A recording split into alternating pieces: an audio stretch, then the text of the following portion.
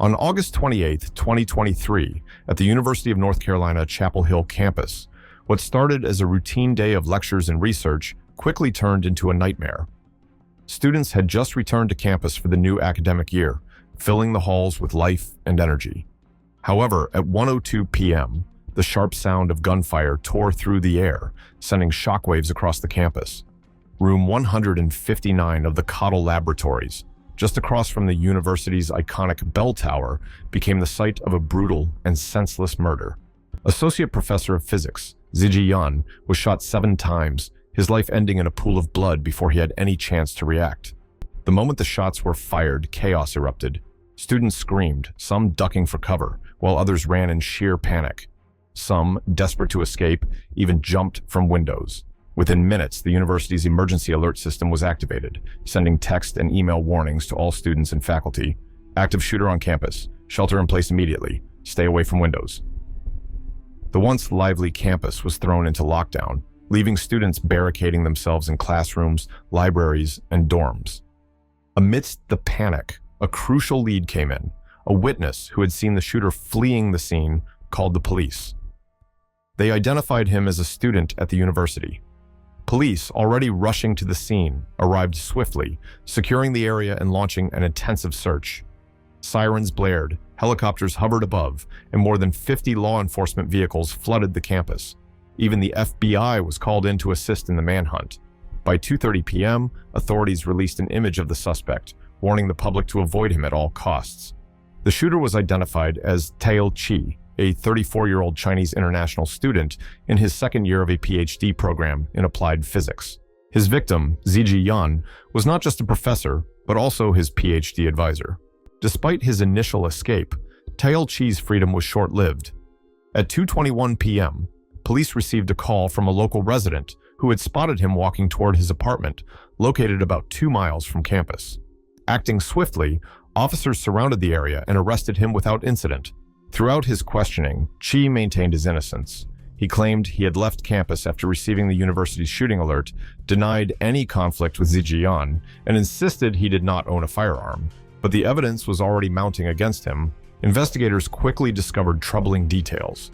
As an international student, Taile Chi was not legally allowed to own a firearm in the United States. Yet police traced an illegal Glock 43X purchase back to him through online gun forums. A seller confirmed that he had sold the gun to an Asian man matching Chi's description. More evidence surfaced when an employee at a local shooting range came forward, revealing that Chi had visited twice before the murder, practicing with a 9mm firearm and purchasing 2 boxes of ammunition.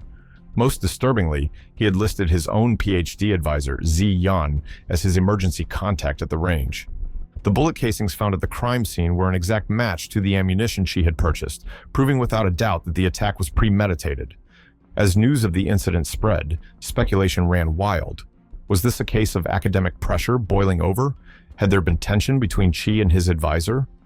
While conflicts between graduate students and professors are not uncommon, those who knew Ziji Yan found it hard to believe he could be involved in anything that would provoke such violence. Ziji Yan's story was one of perseverance and achievement. Born in rural China in 1985, he was a gifted student who overcame significant financial hardships. He excelled in academics, earning dual bachelor's degrees in computer science and materials engineering before moving to the United States for graduate studies. By 2011, he had earned a Ph.D. in materials engineering from Rensselaer Polytechnic Institute in New York, where he published an impressive 17 research papers in just 3 years. He later conducted postdoctoral research at the University of Chicago before securing a faculty position at UNC-Chapel Hill in 2019. In 2023, he was granted tenure, a major milestone in academia. But while Ziji Yan's career flourished, Taile Chi struggled. He too came from a poor background in rural China, but his path was riddled with obstacles. Despite scoring highly on China's college entrance exam, he took a year off due to reported mental health issues. Throughout his academic journey, he faced repeated setbacks. After obtaining an undergraduate degree in physics, he worked briefly in research before attempting a Ph.D. at Louisiana State University. However, he clashed with faculty, failed to complete research projects, and was ultimately dismissed from the program with only a master's degree. Determined not to give up, he applied again and was accepted into UNC-Chapel Hill's Ph.D. program in applied physics in 2022. There, he was assigned to work under Zhijian. At first, Chi made significant progress, even publishing a research paper within 6 months, a major academic achievement. But rather than seeing this as a success, Chi grew resentful. Social media posts suggested that he felt controlled, belittled, and forced to work for someone else's benefit. He began exhibiting signs of paranoia, believing he was being watched, controlled, and bullied. By July 2023, Zhijian, recognizing that Chi's mental health was deteriorating, emailed university officials, warning them about his condition. He suggested that Chi be allowed to graduate early to prevent further instability. Whether the university acted on this concern is unclear, but it is likely that Chi sensed a shift in his advisor's behavior. He may have interpreted it as betrayal. 1 month later, he made his decision. On August 27th, he visited the shooting range one last time. The next afternoon, he walked into room 159 of the Coddle Laboratories and fired 7 rounds at Zhijian, ending his life in cold blood. Following his arrest, Chi was charged with first-degree murder and carrying a firearm onto campus. During his court appearance, he displayed no visible emotion. Prosecutors initially considered the death penalty, but later opted for life in prison without parole. However, court-ordered psychiatric evaluations suggested that Chi suffered from untreated schizophrenia. He rejected the diagnosis, accused his attorneys of conspiring against him, and refused further mental health evaluations. In November 2023, a judge ruled that Chi was mentally unfit to stand trial. He was transferred to a psychiatric facility for treatment. His legal future remains uncertain. If he is ever deemed competent, his trial will proceed.